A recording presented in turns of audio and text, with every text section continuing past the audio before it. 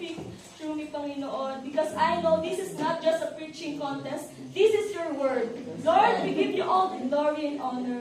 In Jesus' name we pray. Everybody say amen. Amen. If you have your Bible, open it with me in the book of John, chapter 6, verse 66 to 69. From that time, many of his disciples went back and walked no more with him. Then said Jesus unto the 12, Will you also go away? Then Simon Peter answered him, Lord, to whom shall we go? Thou hast the word of the eternal life, and we believe in thou art sure that thou the Christ, the Son of the living God. Today, I will preach a message that says, When the crowd walks away. Praise God, you may be seated. We can all agree that no man has left a greater impact in this world than Jesus Christ. His impact is so powerful that until now, 26 years later, siya pa rin ang laman ng usapan. Hindi nawawala ang pangalan niya, hindi naluluma ang salita niya, at hindi kumukupas ang impluensya niya. So kung gusto mong magkaroon ng maximum impact, gayahin na natin yung greatest of all time. Hindi yung celebrities, hindi yung politicians, hindi yung social media influencers. Let's imitate and follow Christ, mga kapatid. Hallelujah. And basahin natin yung text na ito, mga kapatid. After Jesus fed thousands of people, the crowd was excited. Akala nila, more miracles are happening. Then suddenly, nag-iba yung message ni Lord. Sabi niya, hindi na about blessing, hindi na about miracles. Jesus said, I am the bread of life. Unless you eat my flesh and drink my blood, you have no life in you. And the crowd cannot fully understand what God was trying to say. And his disciples said, Lord, this is a hard teaching. Who can accept this? But here's the thing. Jesus knew na ma-offend yung maraming tao.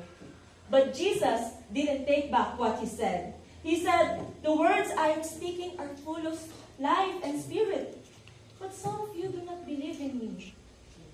And at that exact moment, many of his disciples and followers turned their back and no longer followed Christ. Kita niyo, mga kapatid, kahit si Jesus Christ iniwanan ng mga followers. Ang ironic, samantala ang mga tao ngayon, maiilan obsessed magkaroon ng maraming followers. But just because marami kang followers does not mean meron kang maximum impact. And alam niyo ba bakit maximum impact ni Jesus Christ? Kasi hindi siya people pleaser. Hindi niya tinatago ang truth kasi natatakot siya ma-offend yung mga tao. And that's our struggle today, right? Marami sa atin kapag may ini-invite tayong mga bisita sa church, we are worried. Hala, baka di na ito magsimba ulit. Hala, baka matisod siya sa Word of God. So what do? We adjust the message. Yung hindi masyadong masakit. And we settle for motivational talks. But for you to truly make an impact, you need to stop seeking validation from the world. Sige, sabihin mo sa kanila, it's okay. Okay lang maging ganyan. Basta ang gawin mo, magbigay ka. No! If you don't give your life to Christ, you will go to hell. That's the truth. Because the truth is not meant to comfort. It is meant to transform. Kung mahal mo talaga sila, you will tell them the truth. Kahit masakit. That's why I am amazed by Peter's reply to God. To whom shall we go? Because following Christ will always cost you something. Yes, some of my friends or even my family may leave me yung mga old lifestyle ko. Kailangan ko nang baguhin. Yung applause ng tao ay dapat hindi ko na i-priority. Because Lord, to whom shall we go?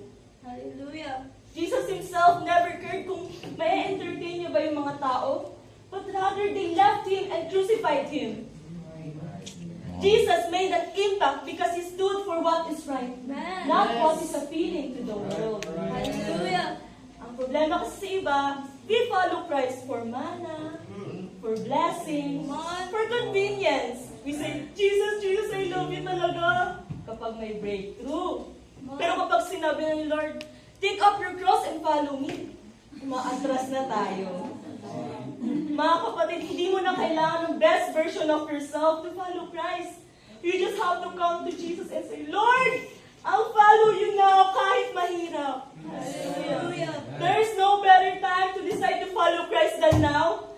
And lastly, you will never make an impact until dumating ka sa point ng life mo na masasabi mo, Lord, I have nowhere else to go.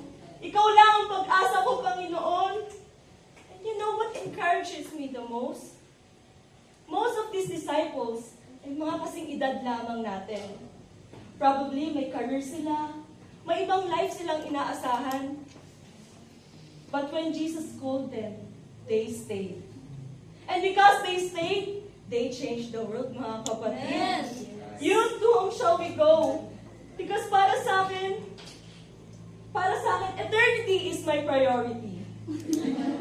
If bibigyan ako ng chance, I'll choose Jesus over and over again. And the good news is, now is that chance. Hallelujah, youth! Ang impact ay mula sa dami ng crowd. It only happens kapag sinuko mo na ang lahat sa Panginoon. So I ask you one more time, when the crowd walks away, will you stay with Jesus? Hallelujah. Hallelujah, let's clap our hands.